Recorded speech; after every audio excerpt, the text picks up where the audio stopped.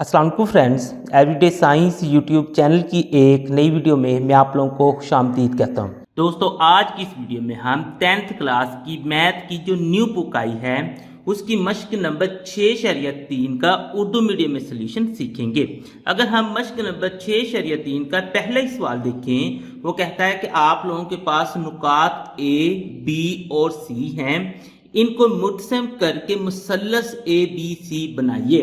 तो पहले मैं आप लोगों को इस चीज का समझा दूं कि वो हमसे क्या मांग रहा है। उसका मतलब ये है कि आप लोगों ने ग्राफ पेपर पे जाना है। ग्राफ पेपर में हमारे पास ना कि इस तरह से हम के इस तरह से दो लाइनें लगाते हैं। कहते हैं इन तीनों नुकात को ना कि आपने ग्राफ पेपर पर शो करवाना है। फॉर एग्जाम्पल मैं कहता हूँ कि ये हमारे पास ना इस तरह से तीन हमारे पास ये पॉइंट्स आ गए हैं। अब इन तीनों को मिला के हमारे पास फिर एक ना कि मुसल्लस बन जाएगी। तो वो कहते हैं इस तरह से एक मुसल्लस बनाओ। फिर दूसरे नंबर पर क्या कहता है, वो कहता है कि एक ट्रांसलेशन वेक्टर है जो ये हमें दिया हुआ 8i-6j, ये एक वेक्टर है, उसके जरिए एक और मुसल्लस बनानी है a-b-c-। अब ये जो ट्रांसलेशन वेक्टर होता है ना, तो इससे मुराद हमारे पास ये होता है कि इससे हमारे पास ना कि फॉर एग्जाम्पल ए, ये भी हमारे पास एक वेक्टर की फॉर्म में है। जो पहला होता है वो i के बराबर होता है, जो दूसरा पॉइंट होता है वो हमारे पास j के बराबर होता है। वो कहता है कि इसको इस्तेमाल करते हुए हमने इसका ना कि एक नया वेक्टर बना देना है, जैसे कि उसको हम ना a' का नाम दे देंगे। इसी तरीके से इसी को इस्तेमाल करते हुए b का भी हमने नया एक वेक्टर बना देना, उसको हम b' का नाम दे देंगे। और इसी को इस्तेमाल करते हुए हमने c का भी एक नया बना देना, उसे हमने कि c' का नाम दे देंगे। अब वो कहता है कि इनका इस्तेमाल करते हुए आपने एक और मुसल्लस बनानी है। ट्रांसलेशन जो वेक्टर होता है ना, उसकी खूबसूरती ये होती है कि जब उसे आप लोग इस्तेमाल करते हुए ये नए पॉइंट्स या नए वेक्टर जब बनाएंगे, उसने इसकी शक्ल नहीं बिगाड़नी। यानी कि ये मुसल्लस है तो ये नए पॉइंट्स के साथ ना कि एक मुसल्लस और बिल्कुल इसी तरह की बन जाएगी। तो हमने ये शो करवाना है कि यानी कि ए, बी और सी से ये मुसल्लस बन रही है, और दूसरा a', b' और c' से इस तरह से एक नई मुसल्लस बन रही है। और ये बनेगी कैसे वो अब ना मैं आपको सारा सिखाता हूँ। तो चलें, सबसे पहले हम आते हैं ए की तरफ। तो हमारे पास ए, बी और सी ये तीन पॉइंट्स दिए हुए हैं ना, तो इनको तो हम डायरेक्ट ही ना के अपने जो हमारे पास ग्राफ होगा उस पर शो करवा सकते हैं। लेकिन चूंकि उसने कहा है कि ट्रांसलेशन वेक्टर का इस्तेमाल करते हुए a', b', c' यानी कि ये नए नुकात बनाने हैं और उनकी भी आपने एक मुसल्लस बनानी है। तो चलें उनका मैं आपको बताता हूं कि वो आपने कैसे करना है। अब a' जो आपने पॉइंट लेना है ना, चलें हम यहाँ पे लिख देते हैं a', ये हमारे पास एक नया रास बन जाएगा। इसको थोड़ा सा ना इस तरह लिख देना, a' जो है वो एक हमारे पास नया रास बन रहा है। वो हमारे पास बराबर होगा ये जो इसका ना कि ट्रांसलेशन वेक्टर है, इसको आपने लेना है 8i-6j, और दूसरे नंबर पर आपने लेना है a वाला जो है ये वाला पॉइंट, ये हमारे पास i के बराबर होता है और ये j के बराबर, यानी कि -5i जमा 4j। ये इस तरीके से आपने ले लेना है और इन दोनों को जमा कर लेंगे, यानी कि ट्रांसलेशन वेक्टर और वही जो हमारे पास पहला नुक्ता होगा। अगर ए का हम a' बना रहे हैं तो ए वाला नुक्ता लेंगे, उसको वेक्टर की फॉर्म में लिख देंगे, पहले को i के बराबर और दूसरे को j के बराबर, और उन दोनों को हमने जमा कर देना। तो चलें जमा करने के लिए नेक्स्ट प्रोसेस हम कर लेते हैं। तो हमारे पास ये हो जाएगा, इसके ना कि ब्रैकेट हम ना के खोल देते हैं। इस ब्रैकेट के बाहर कुछ भी नहीं है तो इसका कोई भी अलामत चेंज नहीं होगी। ये हमारे पास आ जाएगा 8i-6j। आगे देखें भाई, ये इस ब्रैकेट के बाहर ना कि प्लस है, तो प्लस की वजह से अंदर वाली कोई अलामत चेंज नहीं होगी, यानी कि ये -5i है ये वैसे ही आ जाएगा, और जो +4 जो है ये भी हमारे पास ना कि वैसे ही आ जाएगा। तो ये इस तरीके से आपने लिख लेना है। अब लिखने के बाद नेक्स्ट जो काम है, i को i के साथ जमा माइनस कर दें और j को j के साथ, तो हमारे पास इसका आंसर निकल आएगा। तो चलें i को i के साथ करते हैं। तो देखिए, तो i हमारे पास है 8 और ये है -5, इन दोनों को ना कि यहाँ पे हम जमा माइनस कर देते हैं। 8-5 जैसे इक्वल करेंगे हमारे पास आंसर प्लस का 3 आ जाएगा। तो यहाँ पे आपने लिख देना है कि 3i, इसका जवाब आ जाता है। j में देखें तो -6 है और जमा का 4 है, यहाँ पे हम ना कर लेते हैं -6 जमा 4, -6 जमा 4 इक्वल करते हैं तो -2 इसका आंसर आ जाता है, यानी कि j में हमारे पास इसका आंसर -2j आ गया है। तो इस तरीके से हमने ए डैश जो नया रास था ना, यानी उसका जो नया पॉइंट था वो बना लिया है। अब इसको अगर ना कि पॉइंट की शक्ल में लिखें, क्योंकि हमने इसको जब ग्राफ पे शो करवाना है तो हमारे पास ना कि पॉइंट्स होने चाहिए, जैसे ये ए बी और सी है।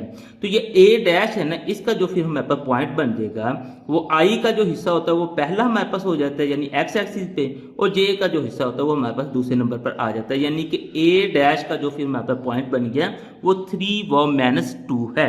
अब इसी तरीके से हम ना कि बी डैश वाला पॉइंट बना लेते हैं।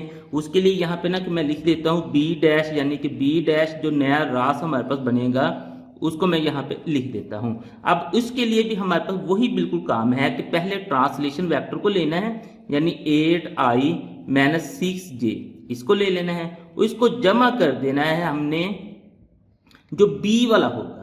बी में देखिए ये -6 है, यानी -6i हो जाएगा, और जमा हमारे पास ना कि 1 है तो 1 को हम नहीं लगाते, बस अकेला j आ जाएगा। 1j या अकेला j वो हमारे पास ना कि इक्वल ही होता है। अब नेक्स्ट इसको ना कि हम इसको ना खोल देते हैं इनकी ब्रैकेटों को।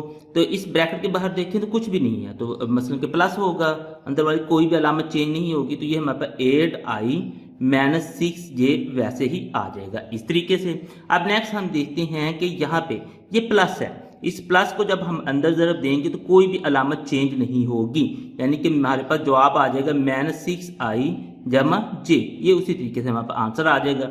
अब इनको जमा मैंस करके ना कि इनका आंसर लिख लेते हैं। 8 यानी i को i में करना, 8i - 6j, 8 में से 6 निकालें हमारे पास 2i आ जाता है।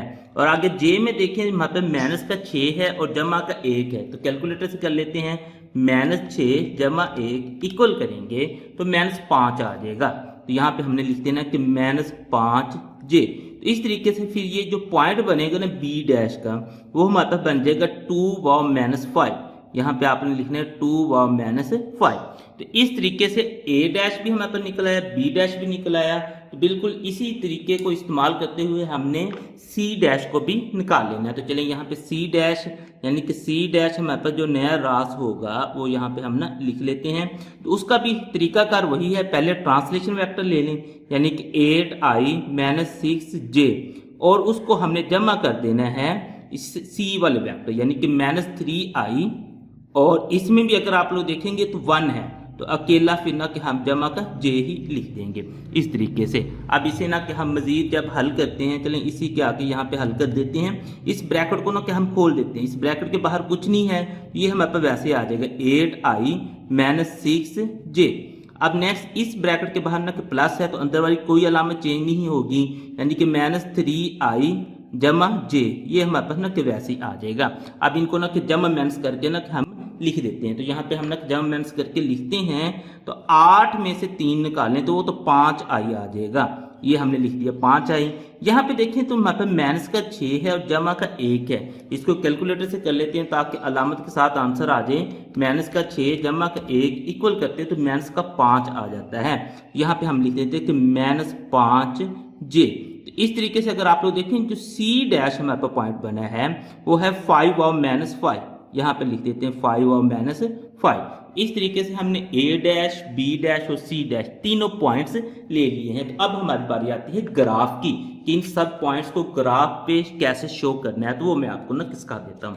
अब देखें भाई, ये हमारे पास ना कि इस तरह से ना कि एक ग्राफ होता है। अब इस ग्राफ में अगर आप लोग देखें ना तो सबसे जो पहला आप लोगों का काम होगा वो ये होगा कि इस तरह से ना आपने 2 लाइनें लगा देनी है, यानी कि इस तरह से ऊपर और इस तरह से ये नीचे, ये 2 लाइनें जब लगेंगी, अब उसके बाद नेक्स्ट जो आपने काम करना है, ये जो हमारे पास होती है ना इस साइड वाली, इसको हम कहते हैं एक्स एक्सिस, इसको एक्स लिख देना है। इसको हमने ना कि -x लिख देना है इस तरीके से।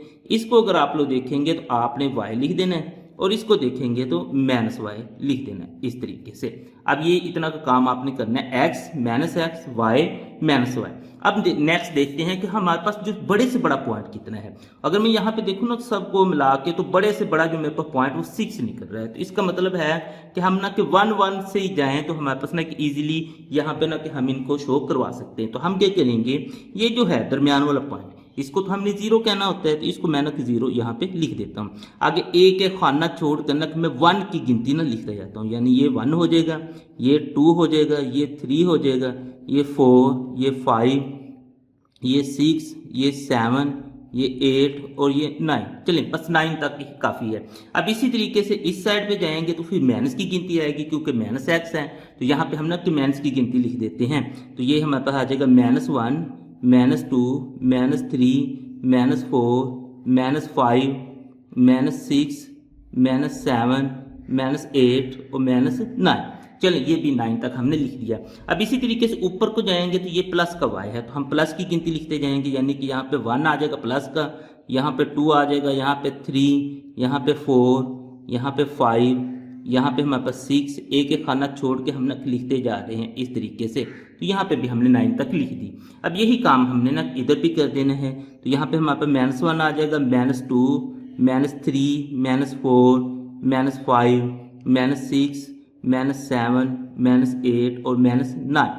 ये काम आपने कर दिया, यानी कि सारी गिनती वगैरह जो थी एक्स की तरफ हमारे पास जो जमा का एक्स है उधर हमने जमा की गिनती, माइनस का एक्स है वहाँ पे हमने माइनस की गिनती, आगे जमा का वाई है वहाँ पे जमा की गिनती, और जो माइनस का वाई है वहाँ पे माइनस की गिनती। अब इन पॉइंट्स को ना कि हम ना शो करवाते हैं। तो सबसे पहले ना कि हम जो ये जो ए बी और सी के पॉइंट है इनको देखते हैं। तो सबसे पहला अगर आप लोग देखें ना, जो ए वाला पॉइंट है वो हमारे पास आता है जी -5/4। इसको ना कि हम यहाँ पे शो करवा देते हैं -5/4 को। तो यहाँ पे अगर आप लोग देखें तो यानी x का -5 है, पहला x का पॉइंट होता है, दूसरा y का होता है, और y का जमा 4 है। तो यहाँ पे देखिए -5 और जमा 4, ये हमारे पास ये लाइन जा रही है, और जमा का 4 ये हमारे पास यहाँ पे आ रहा है, यानी कि ये पहला पॉइंट तो हमारे पास ना a का यहाँ पे आ गया। अब पहले पॉइंट्स लिख लें, उसके बाद फिर ना कि हम अगला काम कर लेंगे। दूसरा पॉइंट है -6/1, यहाँ पे आप लोग लिख लें -6/1, यानी कि x का -6 है और y का 1 है। तो यहाँ पे देखिए -6/1, ये मतलब यहाँ पे ये पॉइंट आ गया। तीसरा पॉइंट है -3/1, यानी कि x का मतलब -3 है, y का 1 है। तो ये हमारे पास ना कि ये यहाँ पे पॉइंट आ गया। तो इस तरीके से हमने जो तीनों पॉइंट्स थे ना वो हमने यहाँ पे शो करवा दिए हैं। अब इसी तरीके से ये हमारे पास ए बी और सी के पॉइंट्स आए हैं। अब हमने a डैश बी डैश और सी डैश वाले पॉइंट्स भी शो करवाने हैं। तो चलें उनके लिए हम ना कि यहाँ से कर लेते हैं। a डैश का अगर आप लोग देखें वो 3/-2 है, यहाँ पे हम ना देख लेते हैं, यानी x का 3 है और y का -2 है। तो ये 3 और y का -2 ये हमारे पास इधर आ रहा है, ये 3 और यहाँ पे ये पॉइंट हमारे पास ना कि इसका आ गया है। अब नेक्स्ट देखें, चलें इन पॉइंट्स को ना कि लिख भी दें, ताकि ना नेक्स्ट फिर उसे ना कि जब हम आगे मसलस वगैरह बनाए तो फिर हमें पता लग जाए कि कौन कौन से पॉइंट थे। तो ये हमारे पास -5 वाला जो था ये वाला a का पॉइंट था, इसको ना कि चले हम लिख देते हैं, a का पॉइंट था -5/4, और उसके बाद था हमारे पास b का पॉइंट था -6/1, ये इस तरीके से। उसके बाद सी का पॉइंट था, तो सी का पॉइंट हमारे पास था -3/1, ये इस तरीके से हमने ना तीनों पॉइंट्स ना लिख दिए इस तरीके से। अब इसी तरीके से अगर इसको देखें, ये हमारे पास a डैश का पॉइंट आया है, इसको हमने लिख देते हैं कि a डैश का जो पॉइंट है वो हमारे पास है जी 3/-2, यहाँ पे हमने लिख देते हैं 3/-2। तो ये हमारे पास a डैश का पॉइंट आ गया। उसके बाद अगर आप लोग देखें b डैश का, वो है 2/-5, यहाँ पे ना हम लिख देते हैं 2/-5। तो 2 हमारे पास ये है और -5 इसका हमारे पास ना कि यहाँ पे आ रहा है 2/-5। तो ये b डैश जो है वो हमारे पास आ गया 2/-5, ये इस तरीके से हमारे पास आ गया। उसके बाद देखें भाई c का जो है वो 5/-5 है, यहाँ पे हम ना कि c डैश का 5/-5 वाला देख लेते हैं। ये 5 है और ये -5 है, यानी कि ये यहाँ पे आ जाएगा। जो C डैश फिर हमारे पास आ गया वो 5/-5, ये इस तरीके से आ गया है। अब सारे पॉइंट्स हमने ना कि यहाँ पे लिख लिए हैं। अब लिखने के बाद नेक्स्ट जो आप लोगों का काम है ना वो ये है कि आपने यहाँ से ना कि इस तरह से देख लेना है कि A वाला जो पॉइंट है उसको A वाले पॉइंट से ही मिलाना है, इस तरीके से A वाले को A वाले से आपने मिला देना, इस तरीके से आपने A वाले को A वाले से इस तरीके से ना मिला देना, इस तरीके से। अब इसी तरीके से जो B वाला है इसको B डैश वाले से, ये देखें B वाला है, इसको B डैश वाले से इस तरीके से हमने मिला देना है, ये देखें इस तरीके से B डैश वाले के साथ हमने मिला दिया। अब इसी तरीके से C वाला जो है उसको सी डैश वाले से मिला देना है इस तरीके से। ये इस तरीके से आपने मिला देना है इसको यहाँ पे। अब मिलाने के बाद ना नेक्स्ट आपने शो करवाना है, क्योंकि ये ए से ए डैश आया था तो यहाँ पे आप लोग शो करवा देंगे तीर का निशान, ये इधर भी तीर का निशान और इधर भी तीर का निशान। ये इस तरीके से इतना का आपने काम करना है। अब चूँकि हमने इनकी ना कि मसलसें बनानी थी तो वो हमने फिर अपना बना देते हैं। अब मसलसें हमारे पास पहले इन 3 पॉइंट्स को मिला के बनानी थी, यानी इन 3 पॉइंट्स को इधर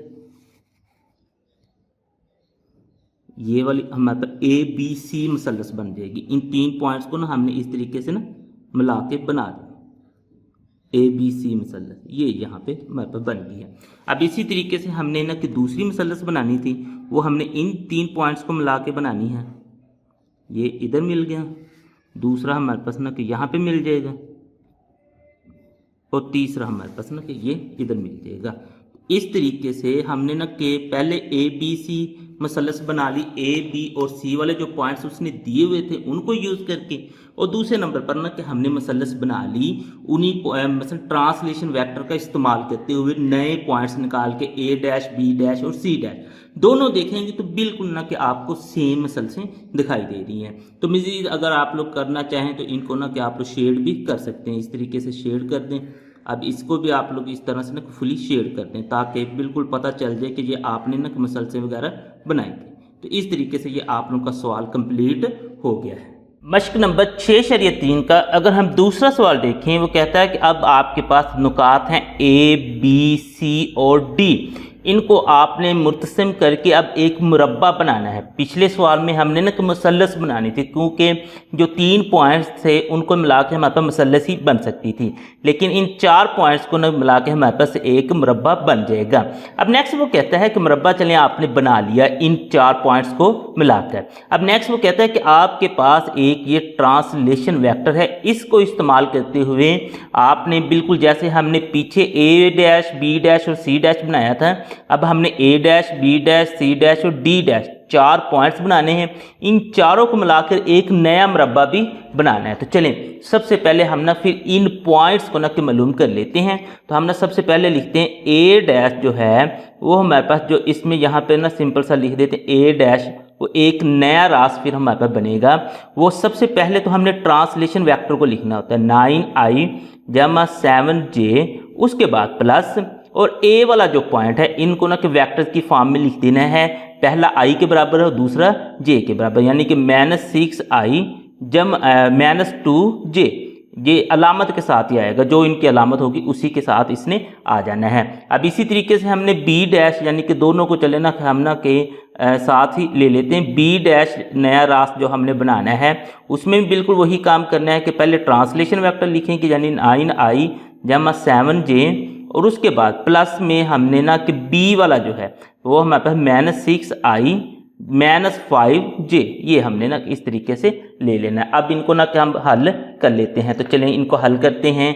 तो सबसे पहले ये जो है ना, इसमें अगर आप लोग देखें ब्रैकेट के बाहर कुछ भी नहीं है, तो इस ब्रैकेट के अंदर वाली कोई भी अलामत चेंज नहीं होगी, ये वैसे ही आ जाएगी, यानी 9i जमा 7j, ये हमारे पास वैसे ही आ गया।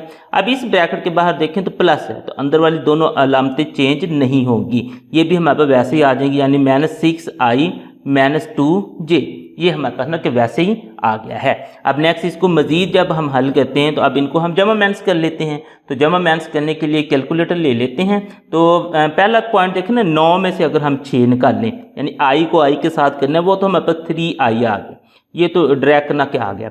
अब 7 में से ना कि अगर हम 2 निकाल दें तो +5j भी आ जाएगा, यानी कि इसको तो हमें कैलकुलेटर इस्तेमाल करने की ज़रूरत नहीं है क्योंकि सीधी सीधी अलामतें आ रही थी। अब इनका फिर ना कि जो नया पॉइंट हमारे पे A डैश बन जाएगा, I और J को मिला के लिख देना अलामतों के साथ, दोनों के साथ जमा की है तो कोई अलामत नहीं लगानी, क्योंकि जिसके साथ अलामत नहीं होती वो हमें पता है कि वो ऑलरेडी जमा की ही अलामत है। अब नेक्स्ट आए भी इस B डैश वाले पे, तो अब B डैश वाले में भी हमने ना कि ब्रैकेटें खोल देनी है। तो पहली ब्रैकेट वैसे ही आ जाएगी 9i जमा 7j, उसके बाद इसके बाद देखें तो प्लस है, तो अंदर वाली कोई अलामत चेंज नहीं होनी, -6i और -5j, ये उसी तरीके से आ जाएगा। अब i को i के साथ और j को j के साथ, 9 में से अगर हम 6 निकालें हमारे पास 3 बच जाता है, यानी कि 3i आ जाता है। अब आगे देखें 7 में से अगर हम ना कि 5 निकाल दें, 7 में से 5 निकाल दें तो हमारे पास 2j आ जाएगा। तो इस तरीके से जो नया पॉइंट हमारे पास बन जाएगा ना b डैश, वो बन जाएगा 3/2। तो यहाँ पे हमने लिख देना कि 3/2, ये हमारे पास ना कि b का जो नया पॉइंट है ना, यानी b डैश बन गया है। अब इसी तरीके से c डैश पे जाएं तो c डैश जो हमारे पास नया रास है वो बन जाएगा, वो है जी, पहले हमने ट्रांसलेशन वेक्टर को लिखना है, यानी 9i जमा 7j। उसके बाद जो c वाला हमारे पास है वो है जी -3i -5j, ये हमने इस तरह से लिख लिए। इसी तरीके से d डैश जो नया रास है उसको भी आप लोग लिख लें यहाँ पे इस तरह से।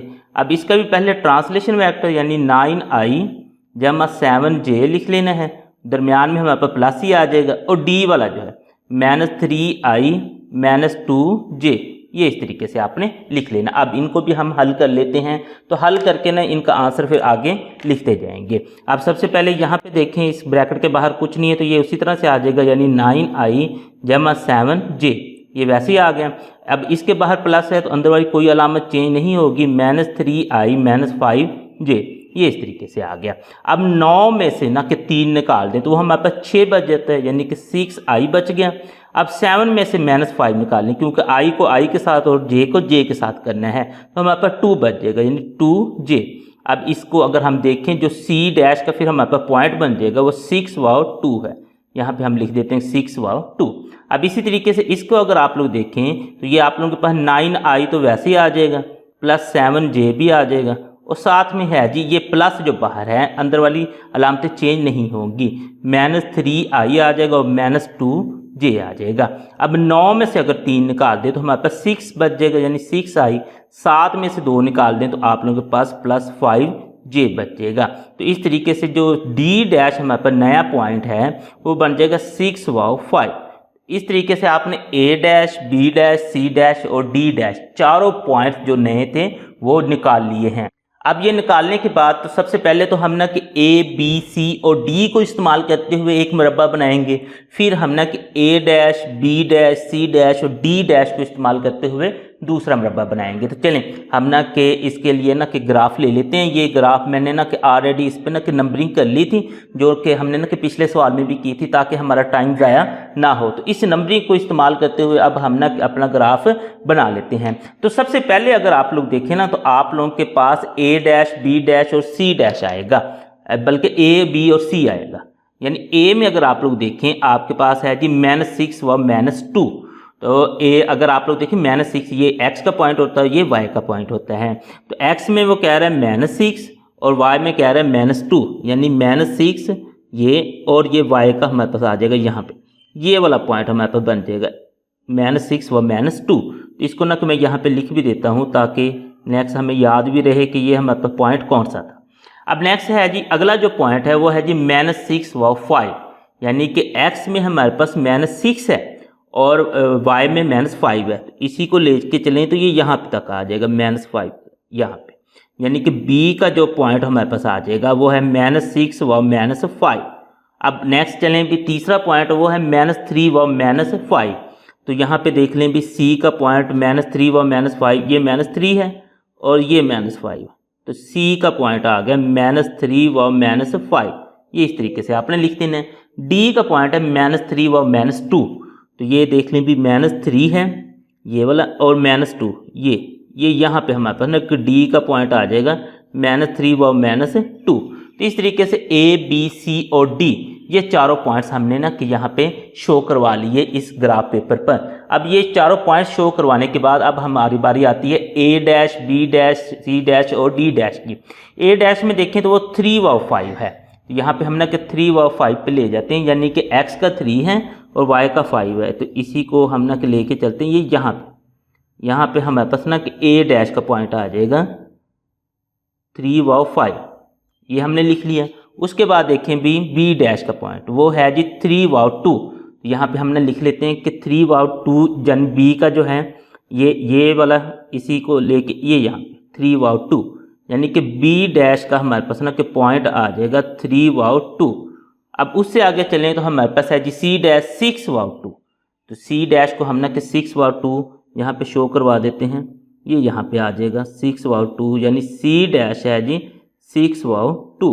अब आगे चलें भी हमारे पास डी डैश है वो 6/5 है, तो डी डैश को हम ना कि 6/5 पे ले जाते हैं, यहाँ पे आ जाएगा डी डैश हमारे पास 6/5 के। ये आपने यहाँ पे इस तरह से ये। अब आप लोगों ने ए बी सी और डी और इसी तरीके से ए डैश बी डैश और सी डैश सारे पॉइंट्स को ना यहाँ पे शो करवा लिया है। अब इन सारे पॉइंट्स को ना कि चलें मिलाते जाते हैं। तो सबसे पहले ना कि हम ए वाले पॉइंट को ए डैश वाले से मिला देते हैं। इस तरीके से आपने ना कि डॉटेड लाइन से ना इस तरीके से यहाँ पे इसको शो करवा देना है, ये यहाँ पे चला गया। और इसी तरह से बी वाला जो है वो बी डैश वाले के पास जाएगा, इस तरीके से ये आपने शो करवा देना इस तरीके से। अब नेक्स्ट जो सी वाला है वो सी डैश वाले के साथ ये इस तरीके से हो जाएगा, ये आपने यहाँ पे शो करवा देना। और उसके बाद डी वाला जो है वो डी डैश वाले के साथ ये इस तरीके से।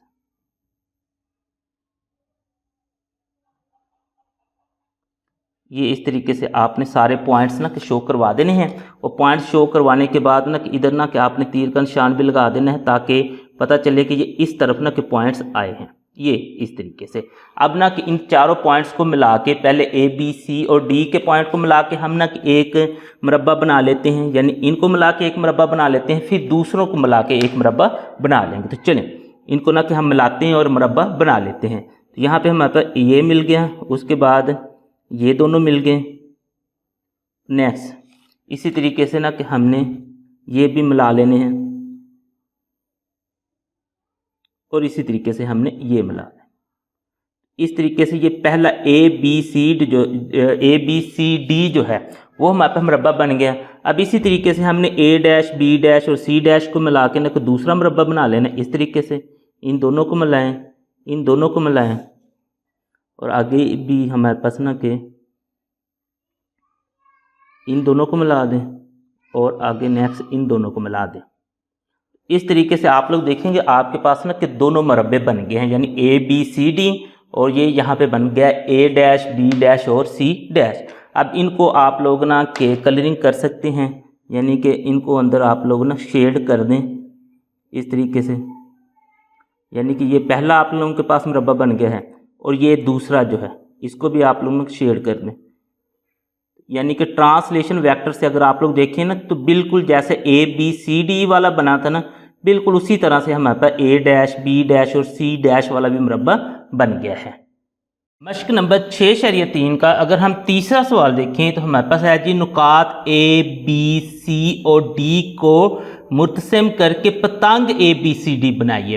पीछे जो था उसमें भी हमारे पास 4 पॉइंट थे लेकिन हमने बनाना था मुरब्बा, अब बनाना है पतंग। आगे उसने ना फिर हमें ट्रांसलेशन वेक्टर ये दिया है, इसके ज़रिए हमने ना कि एक और पतंग A dash B dash C dash और डी डैश भी बनानी है। तो सबसे पहले ना कि हम ये देखते हैं कि पतंग की जो शक्ल है वो हमारे पास किस तरह की बनेगी।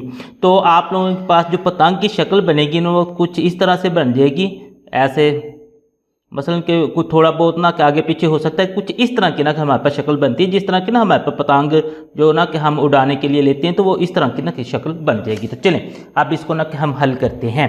तो सबसे पहले हमारा जो काम है ए बी सी और डी तो हमारे पास पॉइंट्स हैं।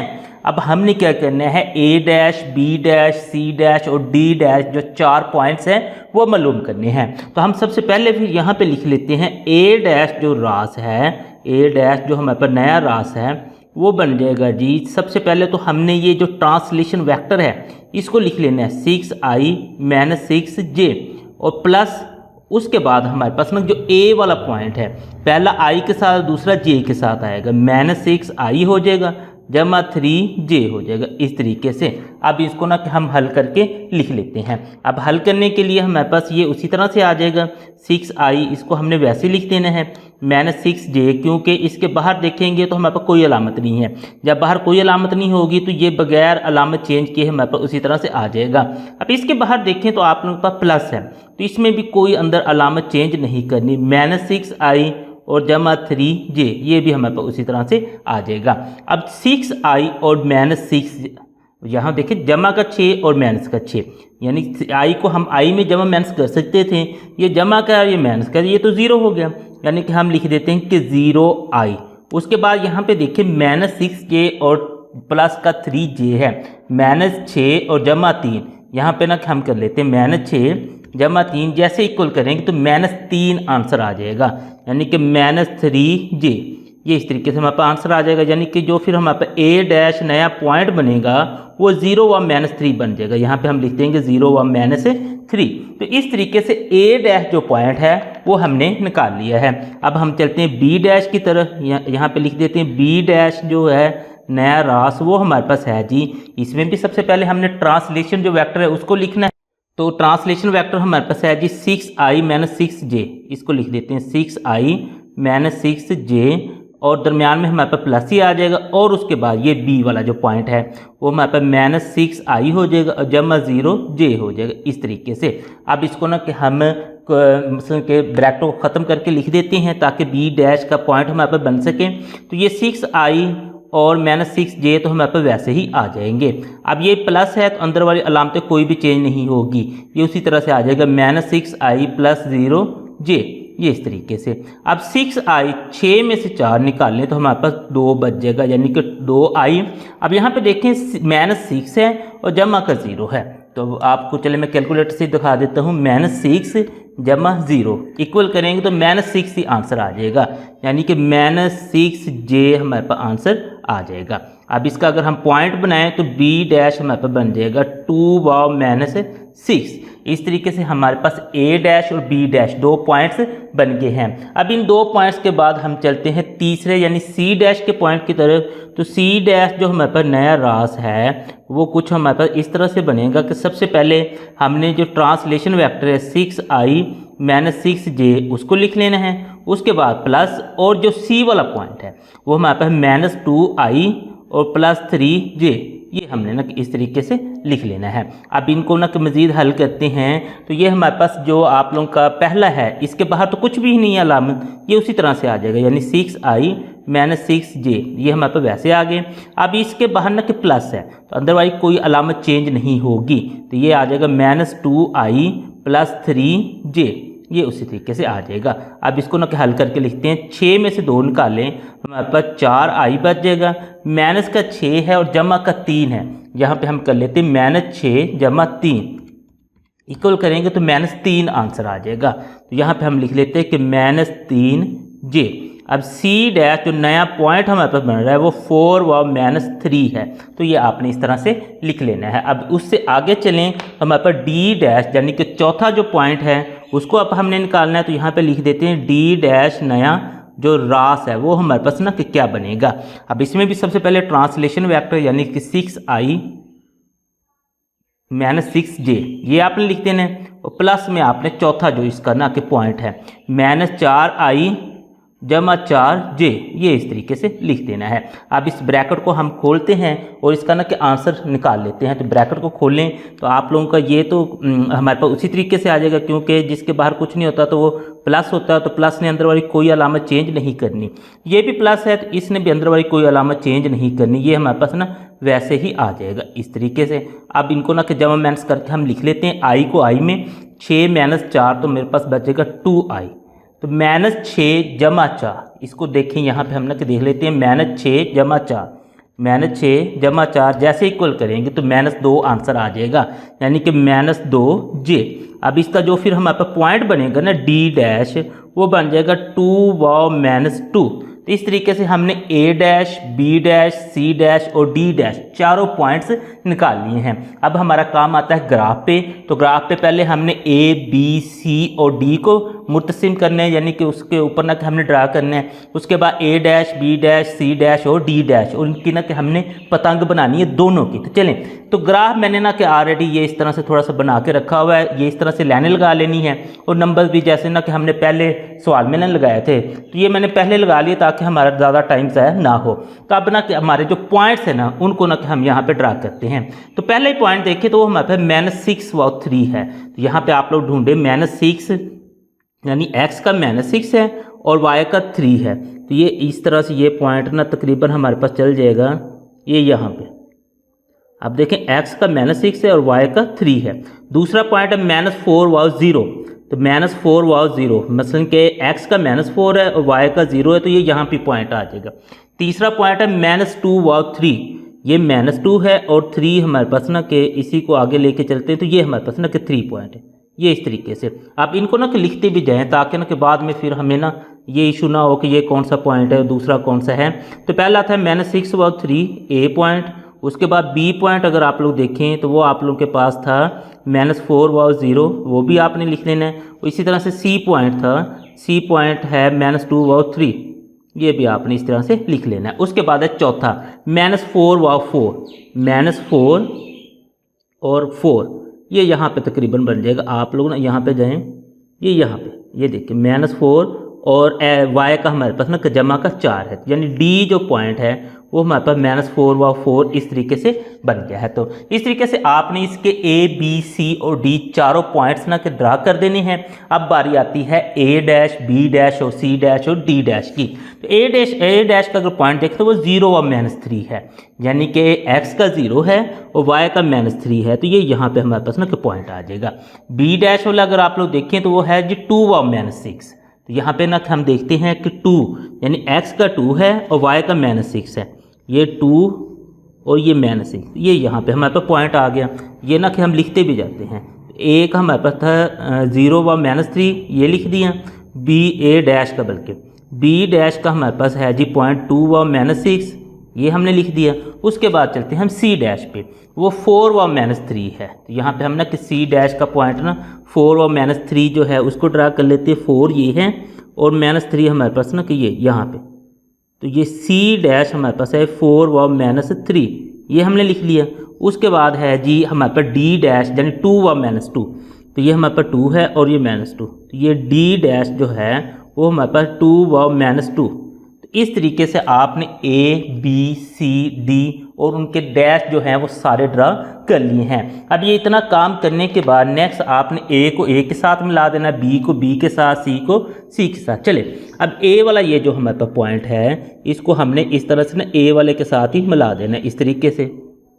तो ये आपने इस तरीके से मिला देना, ये मिला दिया। उसके बाद बी वाला जो है, बी हमारे पास पॉइंट यहाँ पे है और इसका बी ये रहा हमारे पास, इन दोनों को ना मिला दें इस तरीके से, डॉटेड लाइन से आपने ना मिलाना है इस तरीके से। आगे सी वाला देखें, ये सी वाला है, इसको इस सी वाले के साथ मिला देते हैं इस तरीके से। और डी वाला जो है वो हमने ना कि डी वाले के साथ ना मिला देना, ये डी वाला है यानी इसको इसके साथ ना मिला देते हैं। ये इस तरीके से आपने इसको डी वाले के साथ मिला देना है। ये पॉइंट्स मिलाने के बाद यहाँ पे ना कि हमने तीर के निशान भी लगा देने, मसलन यहाँ पे, उसके बाद यहाँ पे ये और ये, यानी कि ये इस तरफ ना कि हमारे पास आए थे। अब इन सब पॉइंट्स को ना कि हम मिला देते हैं। तो पहले हमने ना कि इन दोनों को ना मिला देना है, यहाँ पे ना कि हम इनको मिला देते हैं, यानी कि ये 4 पॉइंट्स थे, इन चारों को मिला के हमारे पास पतंग बननी थी, इन दोनों को मिलाएं। उसके बाद इसको मिला दें, और उसके बाद आपने इन दोनों को मिला देना है इस तरीके से, और उसके बाद आपने एंड वाला जो है इन दोनों को भी इस तरीके से मिला देना है। तो इस तरीके से आप लोगों के पास ये पहली पतंग बन गई है। अब यही काम आपने इधर भी कर देना है, यानी कि इन दोनों पॉइंट्स को मिला दें। पहले हमारे पास ए बी सी डी की पतंग बनी थी, अब हमारे पास ना कि दूसरी पतंग बनना शुरू हो जाएगी। तो ये इन दोनों को मिला दें, उसके बाद इन दोनों को मिला दें और इस एंड पे इन दोनों को मिला दें। तो अगर आप लोग देखेंगे ना तो दोनों पतंगे बिल्कुल एक जैसी बन गई हैं। तो इनको आप लोग ना कि शेड भी कर सकते हैं। तो यहाँ पे ना कि मैं आपको ना शेड करके ना दिखा देता हूँ, यानी कि ये जो हमारे पास बने हैं इनको आप लोग इस तरीके से ना कि शेड कर देंगे। तो आपके पास ये दोनों पतंग, यानी कि पहले ए बी सी डी जो पॉइंट उसने दिए थे उनकी ये पतंग बन गई थी। अब दूसरे नंबर पर जो हमने निकाले थे A dash B dash C dash और डी डैश, ट्रांसलेशन जो वेक्टर था उसका इस्तेमाल करते हुए, तो ये उनकी हमारे पास ना कि पतंग बनी और बिल्कुल ना कि उसी जैसी ना कि हमारे पास बन गई है। तो इस तरीके से हमारे पास ये सवाल बिल्कुल ठीक यहाँ पे हो गया है। मश्क नंबर 6/3 का अगर हम चौथा सवाल देखें, वो कहता है कि ए बी और डी के मुहद्ददात बिल तरतीब, यानी कि ए बी और डी के ये पॉइंट्स उसने दिया है, ये ए का है, ये बी का है और ये डी का है। अगर वो कहता है कि ए बी सी डी एक मतवाजियल अज़ला हो तो आप लोगों ने वेक्टर के तरीक़ा से सी के मौददात मालूम करना है। यहाँ पे आप लोग देखें उसने कहा है कि मतवाजियल अज़ला हो, यानी कि ए बी सी और डी को मिलाकर आपने एक मतवाजियल अज़ला बनानी है, जो हमारे पास ना कुछ इस तरीके से ना बन जाएगी। हमारे पास ये ए पॉइंट है, उसके बाद ये हमारे पास बी पॉइंट है, ये सी है और ये डी है। ये हमारे पास ना एक मतवाजियल अज़ला बनती है। तो आपने क्या करना है कि इसमें से अगर वो देखें तो उसने ए बी और डी यानी कि 3 पॉइंट्स दिए, चौथा पॉइंट वेक्टर के तरीके से ना कि यहाँ से आपने निकालना है। तो चलें वेक्टर के तरीके से हम ना कि चौथा पॉइंट फिर निकालते हैं। तो सबसे पहले हम देखें ना कि हमें जो 3 पॉइंट्स दिए हैं वो कौन से हैं। तो हम यहाँ पे लिख देते हैं कि दिए गए जो नुकात हैं वो हमारे पास हैं, नुकात हैं। इनको ना कि हम सीधा करके लिख देते हैं, यानी ए के साथ ए की कीमत 1/2, बी के साथ बी की कीमत 6/3 और डी के साथ हम ना कि डी की कीमत 2/8। ये हमारे पास ना कि 3 जो पॉइंट्स उसने दिए थे वो हमने लिख लिए हैं। अब 3 पॉइंट्स लिखने के बाद अब जाहिर सी बात है कि चौथा पॉइंट भी तो हमें चाहिए ना। हम उसको कर लेते हैं फ़र्ज़। हम कहते हैं कि फ़र्ज़ करें कि जो सी है ना वो हमारे पास है, हम उसको ना कि किसी भी मसलन के 2 पॉइंट्स के बराबर ना कर सकते हैं। तो मैं कर लेता हूँ कि चलें जी m और n के बराबर है। तो मैं ये कर लेता हूँ कि फ़र्ज़ करें जो c पॉइंट है ना m और n के बराबर है। अब चूँकि ये हमारे पास ना कि मतवाजियल अज़ला है, अगर ये मतवाजियल अज़ला है तो इसका मतलब है इसके आमने सामने वाले जो ज़िले हैं ना कि वो बराबर होने चाहिए, यानी कि ए बी डी सी के बराबर होना चाहिए, ए डी बी सी के बराबर होना चाहिए। तो आप जो मर्ज़ी कर लें और हमने इसको वेक्टर के तरीके से बराबर करना है। हम चलें कर लेते हैं ए बी डी सी के बराबर कर लेते हैं। तो हम करते हैं कि चूँकि ये मतवाजिल ज़िला है लिहाजा जो वेक्टर ए बी है वो वेक्टर डी सी के बराबर है। अब इन्हीं को इस्तेमाल करते हुए हम यहाँ से C के जो पॉइंट्स है वो निकाल सकते हैं। तो चलें अब इनका ना हम इस्तेमाल फिर करते हैं। तो सबसे पहले अगर आप लोग देखें यहाँ पर तो ए बी वेक्टर जो है इसको हम ना के मालूम करते हैं। तो मैं सबसे पहले ए के जो पॉइंट्स है वो लिख दूँ, वो मेरे पास 1/2 है, और बी के पॉइंट लिख दूँ वो मेरे पास है जी 6/3। अब बिल्कुल इसी तरीके से ना कि मैं यहाँ पे डी और सी के पॉइंट्स भी लिख देता हूँ, क्योंकि इस साइड पे ना चले मैं डी सी मालूम कर लूँगा। तो डी के पॉइंट हैं 2/8 और जो सी है सी के जो पॉइंट्स हैं वो मेरे पास ना कि मैंने जो फ़र्ज़ किए एम और एन है।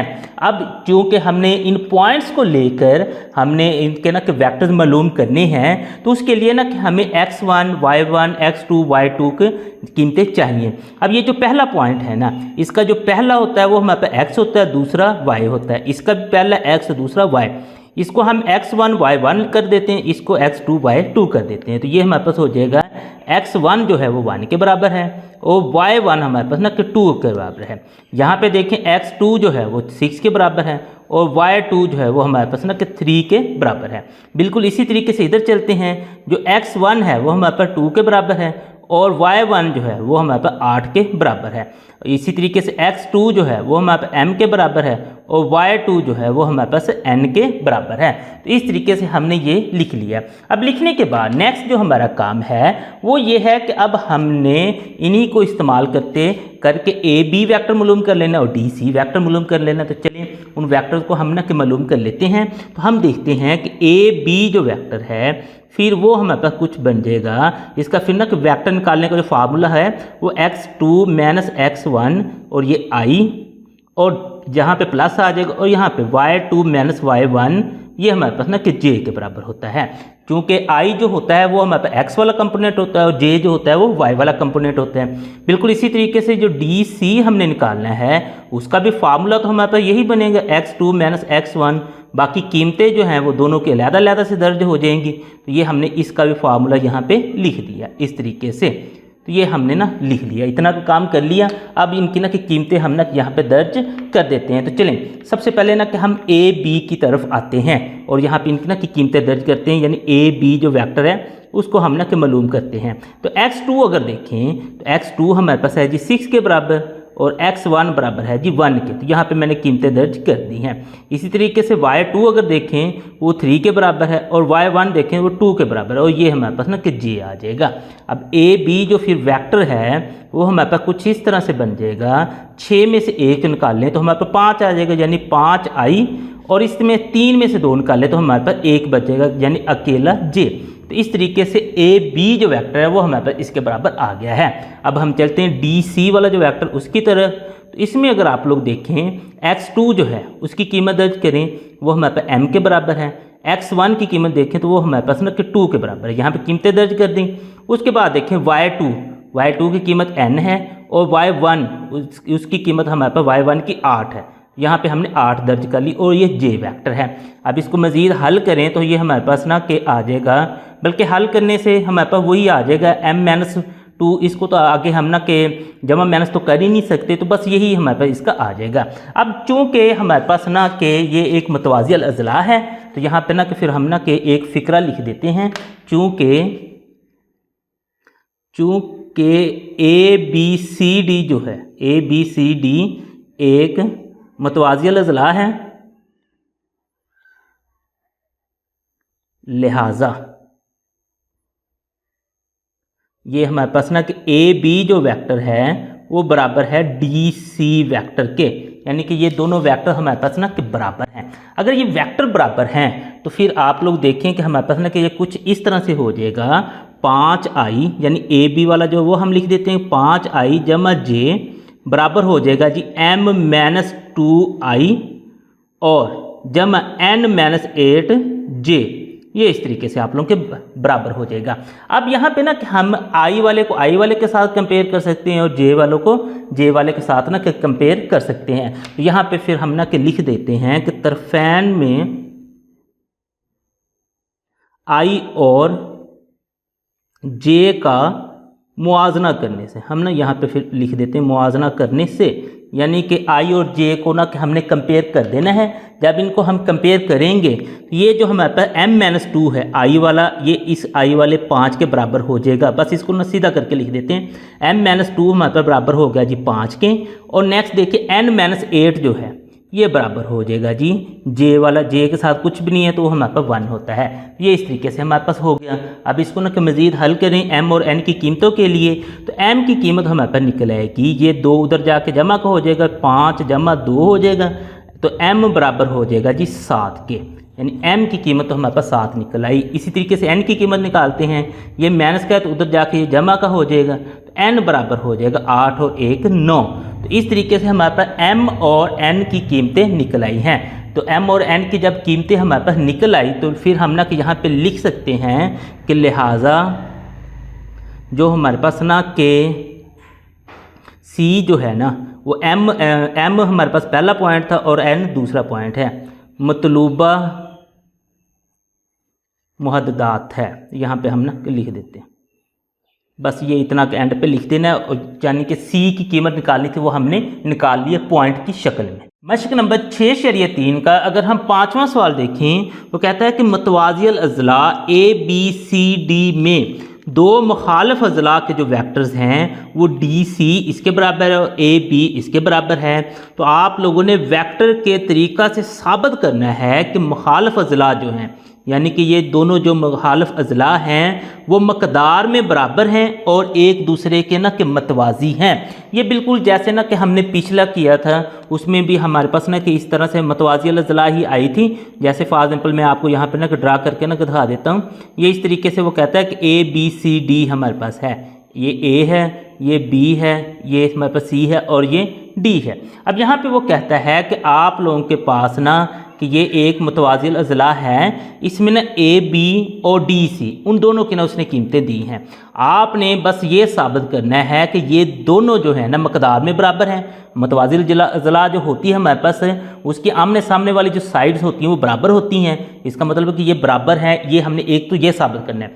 दूसरा ये मतवाज़ी हैं। मतवाज़ी का मतलब ये है कि इनको आप लोग जितना मर्जी आगे बढ़ाते जाएं ये कभी भी एक दूसरे के साथ नहीं मिलेंगी। तो चलें इसको हमने ये भी ना कि साबित करना है कि ये मतवाज़ी भी हैं। तो चलो हम ना कि इस चीज़ को फिर साबित करते हैं। तो सबसे पहले ना कि हम मकदार को आते हैं कि ये मकदार में बराबर हैं या नहीं है। तो मैं ना ए बी वेक्टर ले लेता हूँ। तो ए बी जो वेक्टर है वो उसने मुझे ना दिया हुआ है, वो है जी 6i जमा 2j। ये मेरे पास ना एक ए बी वैक्टर है। अब ए बी जो वैक्टर है इसकी मकदार मालूम अगर करनी है तो मकदार के लिए मुझे दो चीज़ें चाहिए, एक एक्स यानी जो आई के साथ अटैच है वो एक्स के बराबर है, जो वाई के साथ अटैच है वो मेरे पास ना कि वाई इसके जो जे के साथ अटैच है वो वाई के बराबर है। ये इस तरह से मैंने लिख लिया। अब इसकी मकदार जब हमने मालूम करनी है तो ये कुछ इस तरह से आपने इसको ना कि ज़ाहिर करना है, इस तरह से सीधी लाइनों से। और इसका जो फार्मूला हमारे पास बनेगा वो है एक्स की 2 जमा वाई की 2 और उसका जज़र। अब देखें भी एक्स की कीमत ये हमने यहाँ से लिख ली है 6 यानी कि 6 का मुरब्बा प्लस वाई की कीमत है 2 यानी कि 2 का मुरब्बा और सारे का जज़र। ये इस तरह से हमने लिख लेना है। 6 का मुरब्बा यानी 6 6 36 हो जाएगा, जमा 2 का मुरब्बा यानी कि 2 2 4 और उसका हमारे पास है जी जज़र। और 36 और 4 मेरे पास हो जाता है जी 40 के बराबर, और ये आ जाएगा 40 का जज़र। अब मैं इसका जज़र लेता हूँ। अगर तो ये मेरे पास शारिये में आया तो मैं इसी को लिखूँगा, अगर शारिये में ना आया कोई नंबर आ गया तो फिर वो लिख दूँगा। चलिए मैं इसका जज़र लेके लिख देता हूँ। जज़र 40 जैसे इक्वल करते हैं तो शारिये में चला जाता है, तो इसका मतलब है बस इसी को ना मैं यहाँ पे लिख देता हूँ। अब नेक्स्ट अगला जो काम है वो मैं करता हूँ डी सी का, यानी कि डी सी जो मेरे पास वेक्टर है इसका ना कि हमने इस तरीके से मकदार मालूम कर देनी है। तो इसका भी फार्मूला हमारे पास वही है, लेकिन पहले ना कि हम डी सी को लिख लें।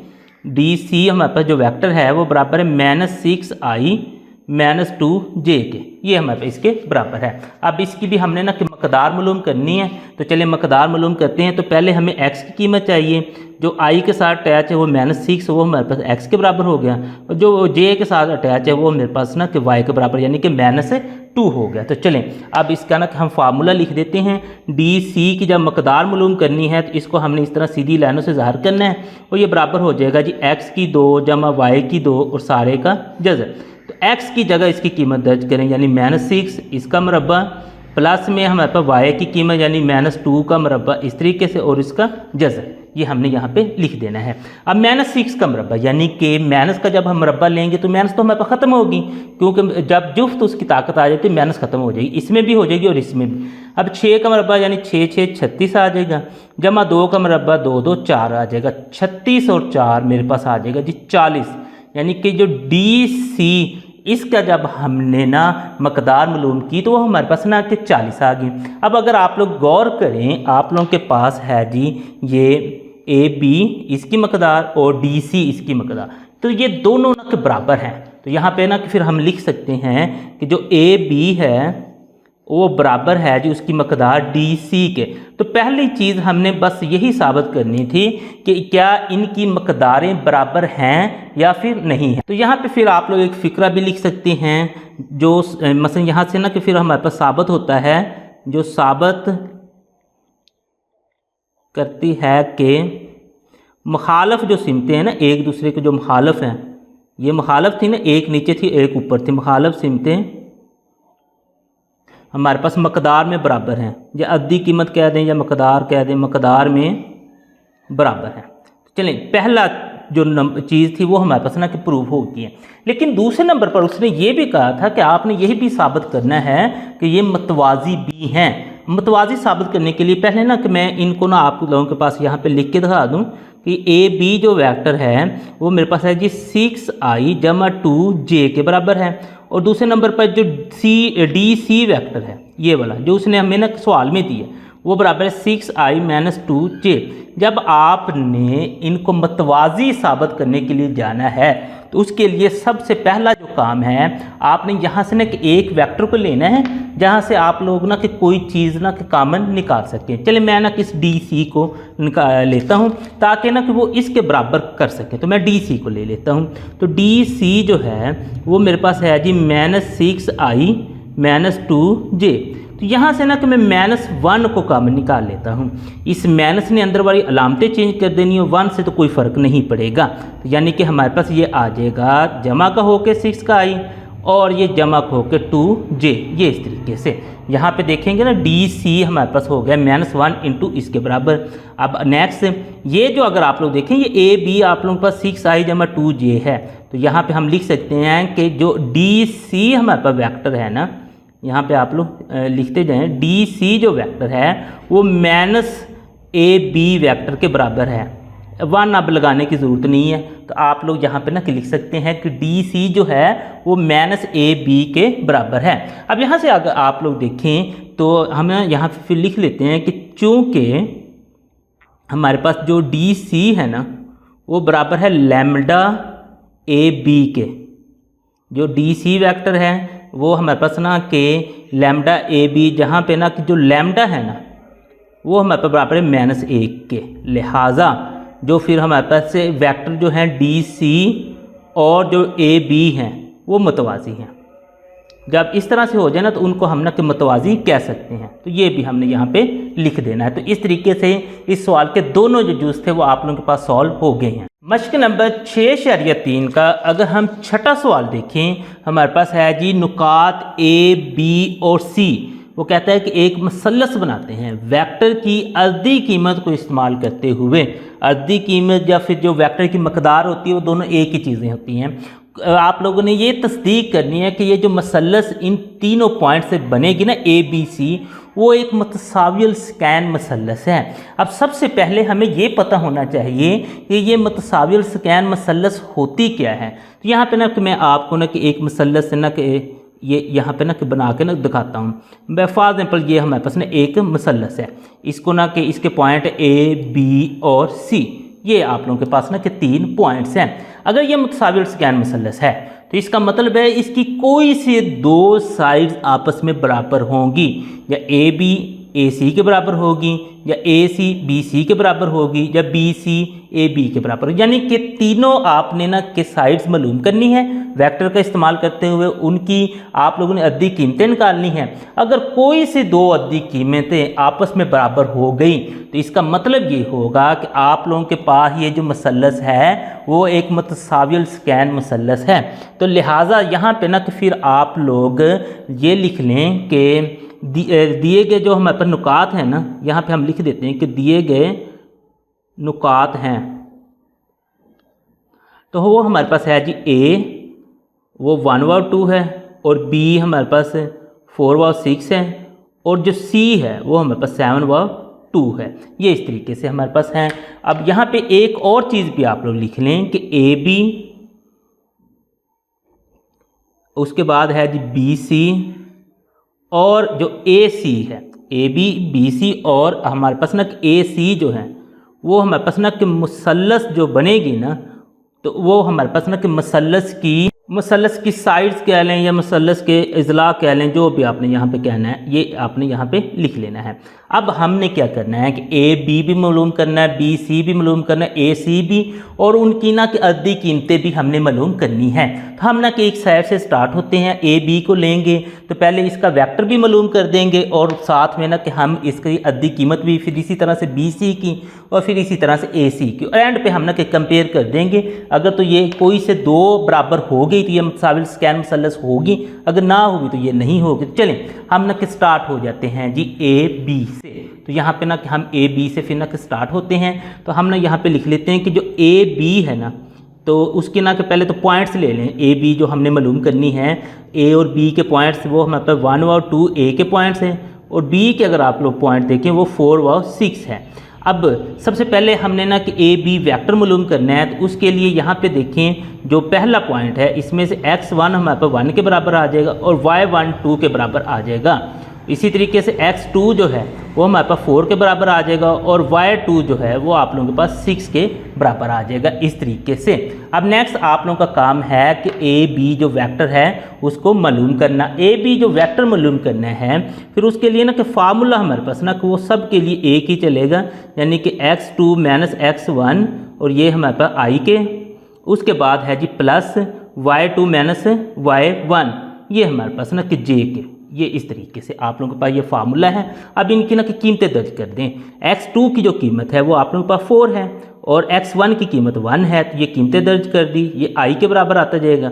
y2 की अगर आप लोग कीमत देखें तो वो आप लोगों के पास 6 है और y1 की अगर कीमत देखें तो वो 2 है और ये आप लोगों के पास इस तरह से j के बराबर आ जाएगा। 4 में से 1 निकाल दें तो आप लोगों के पास आ जाएगा 3i, 6 में से 2 निकाल दें तो आपके पास आ जाएगा 4j, यानी कि ए बी जो वेक्टर है वो इसके बराबर आ गया है। अब ए बी वेक्टर मालूम करने के बाद उसकी आपने अद्दी कीमत जब मकदार मालूम करनी है तो उसके लिए x की कीमत चाहिए, जो i के साथ अटैच है वो x के बराबर है और जो j के साथ अटैच है वो हमारे पास ना कि y के बराबर है। अब इसकी ना कि हम अद्दी कीमत मालूम कर देते हैं।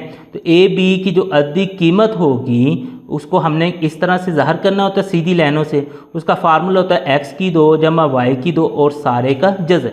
अब इनकी ना कीमतें दर्ज कर देते हैं। तो x की कीमत हमारे पास 3 है यानी कि 3 का मुरब्बा आ जाएगा और y की कीमत 4 है यानी कि 4 का मुरब्बा। इसे अपना मज़ीद हल करें, 3 3 9 हो जाते हैं, जमा 4 4 16 हो जाएगा। 16 और 9 हमारे पास आ जाएगा जी। ए बी की जो अद्दी कीमत है वो आ जाएगी 16 और 9 25, यानी कि 25 का जज़र आ जाएगा। अब हम ना कि 25 का जज़र ले लेते हैं, यहाँ से ना कि हम कैलकुलेटर से 25 का जज़र लेते हैं। तो अगर तो शारी में नहीं आना, शारी में नहीं आया यानी कि एक पूरा नंबर आ गया, तो बस इसी को हमने यहाँ पे लिख देते हैं। यानी ए बी की जो हमने अद्दी कीमत मालूम कर ली तो वो हमारे पास है जी 5 के बराबर। इसको चलें हम कह देते हैं कि हमारे पास मसावात नंबर 1 है। अब हम चलते हैं जी ए बी के बाद बी सी की तरफ। तो बी सी का हमने कि यही सारा काम बी सी के लिए हमने कर लेना है। तो बी सी का पहले हमने ना कि वेक्टर मालूम करना है, तो उसके लिए बी और सी की कीमतें आप लोगों के पास होनी चाहिए थी। चलें पहले बी और सी की ना कि कीमतें लिख लेते हैं। बी की कीमत है जी 4 वाओ 6 और सी की कीमत है जी 7 वाओ हमारे पास 2, ये सी की कीमत है। अब यहाँ से x1 y1 वो इसी तरह से x2 y2 ये सारी ना कि हम निकाल लेते हैं। अब पहला जो पॉइंट है इसमें से जो पहला पॉइंट है वो x1 के बराबर है, दूसरा हमारे पास y1 के बराबर है, इसी तरह से ये इसका पहला पॉइंट है वो x2 के बराबर है और जो दूसरा पॉइंट है वो हमारे पास y2 के बराबर है। इस तरीके से अब हम ना कि अपना यहाँ पे फार्मूला वगैरह लिख कर इसकी ना कि कीमतें मालूम कर लेते हैं। अब यहाँ पे ना कि फार्मूला लिख देते हैं। बी सी जो वेक्टर है इसका ये फार्मूला हमारे पास बनेगा x2 माइनस x1 और ये हमारे पास i के बराबर हो जाएगा यानी i वाला वेक्टर, और y2 माइनस y1 ये हमारे पास ना कि j वाला वेक्टर इसके बराबर हो जाएगा। अब x2 की कीमत देखें तो वो हमारे पास है जी 7 और x1 की कीमत देखें तो वो है जी 4, ये हमारे पास i में आ जाएगा। प्लस y2 की कीमत देखें तो वो आप लोगों के पास है जी 2 और y1 की कीमत देखें तो वो आप लोगों के पास है जी 6 के बराबर और ये आप लोगों के पास j में आ जाएगा। अब इनकी ना की कीमतें हम ना कि यहाँ पे निकाल लेते हैं। अब 7 में से अगर 4 निकालें तो आप लोगों के पास आता है ये 3i। अब 2 माइनस 4 अगर आप लोग करें, यहाँ से ना कर लेते हैं 2 माइनस 4 कैलकुलेटर से, 2 माइनस बल्कि 6 करेंगे तो आप लोगों के पास आ जाएगा -4, यानी कि -4 आया। इस जमा के साथ ज़रब करेंगे तो जवाब आप लोगों के पास माइनस में ही आ जाएगा, यानी कि -4j आपके पास इसकी कीमत आ गई है।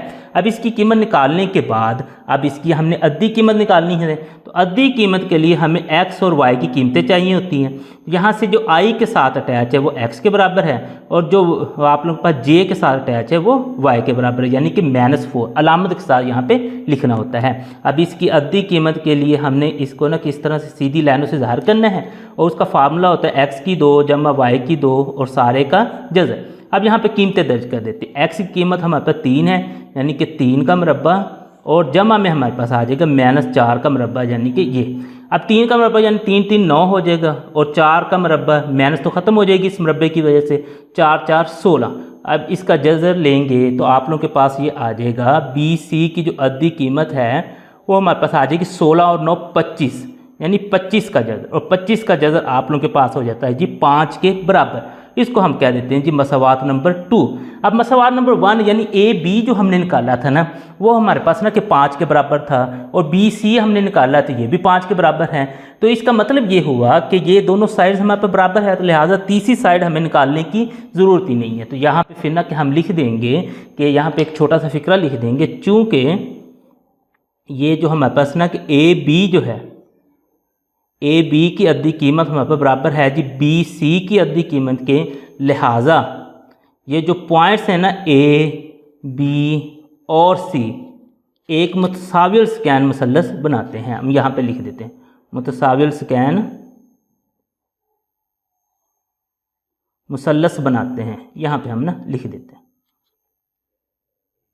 तो चलें, ये इस तरीके से हमारे पास ये सवाल हल हो गया है। मश्क नंबर 6 का अगर हम 7वां सवाल देखें, वो कहता है कि वेक्टर्स का इस्तेमाल करते हुए साबित कीजिए कि पी क्यू आर एस एक मुतवाज़िल अज़ला है। यहाँ नुकात पी क्यू आर और एस के मुहद्दतात तरतीब दिए गए हैं, यानी ये पी है, ये क्यू है, ये आर है और ये एस हैं। तो चलें, सबसे पहले तो आप लोग समझे ना कि मुतवाज़िल अज़ला क्या है। तो मुतवाज़िल अज़ला ये 4 पॉइंट से मिलकर बनी है। ये हमारे पास इस तरह की एक ना शक्ल होगी, इस तरह की, जिसमें हमारे पास ये पी से शुरू हो रहा है, ये पी, ये हमारे पास क्यू, ये आर और ये हमारे पास ना कि एस होगा, ये इस तरीके से। अब अगर ये हमारे पास ना कि मुतवाज़िल अज़ला है तो इसका मतलब है कि पी क्यू जो वेक्टर है वो एस आर वेक्टर के बराबर होना चाहिए। अब इसी तरह से पी एस जो वेक्टर है वो क्यू आर वेक्टर के बराबर होना चाहिए। तो अब अगर हमने इसको ये साबित करना है कि ये मुतवाज़िल अज़ला है तो हमें ये चारों वेक्टर्स फिर मालूम करने पड़ेंगे। तो चलें, हम ना कि इन चारों वेक्टर्स को ना कि फिर मालूम करते हैं। तो सबसे पहले आप लोग ना यहाँ पे फ़िक्रा लिख दें कि दिए गए जो नुकात है ना, दिए गए जो नुकात है हमारे पास वो हैं जी, आप ये देखें भाई, ये P है 1 व 2, अगला हमारे पास Q है 5 व 2, उससे अगला हमारे पास R है, R हमारे पास है जी 7 व 6, और उससे अगला हमारे पास S है P Q R S, S हमारे पास है जी 3 व 6। ये हमारे पास ना उसने सवाल में ही सारे ना दिए हैं। अब हम यहाँ से स्टार्ट हो जाते हैं। हम सबसे पहले पी क्यू मालूम करते हैं, फिर हम एस आर, ये दोनों बराबर होने चाहिए, फिर पी एस और क्यू आर मालूम करेंगे और ये दोनों बराबर होने चाहिए। तब चूँकि हमने सबसे पहले पी क्यू मालूम करना है तो हम ना पी और क्यू के पॉइंट्स लिख लेते हैं। पी के जो पॉइंट्स हैं वो 1 व 2 हैं और क्यू के जो पॉइंट्स हैं वो 5 व 2 हैं। अब पी क्यू जो वेक्टर मालूम करना है तो उसके लिए हमें x1, y1, x2 और y2 की कीमतें चाहिए। अब यहाँ से x1 हमारे पास निकल आएगा 1 के बराबर, और y1 निकल आएगा 2 के बराबर, x2 निकल आएगा हमारे पास 5 के बराबर, और y2 निकल आएगा जी 2 के बराबर। ये इस तरीके से। अब नेक्स्ट इनको ना कि हम मज़ीद फिर हल कर लेते हैं इस वेक्टर के लिए, यानी कि पी क्यू वेक्टर के लिए। यहाँ पे हम लिख देते हैं पी क्यू वेक्टर, वो हमारे पास फिर बराबर हो जाएगा x2 माइनस x1, और ये i वेक्टर हो जाएगा प्लस y2 माइनस y1, ये हमारे पास ना कि j वेक्टर हो जाएगा। अब यहाँ पे इनकी ना कीमतें दर्ज कर देते हैं। x2 की कीमत 5 है और x1 की कीमत हमारे पास 1 है, और ये हमारे पास i के बराबर हो गया, प्लस y2 की कीमत देखें वो 2 है और y1 की कीमत देखें तो वो भी हमारे पास 2 है, तो ये j हो जाएगा। अब इसको ना कि मज़ीद जब हम हल करेंगे 5 में से अगर हम ना कि 1 निकाल दें तो हमारे पास बन जाएगा 4, यानी कि 4i। उसके बाद ये 2 में से 2 निकाल तो वो 0 है, यानी कि ये हम ना लिख देंगे प्लस 0j।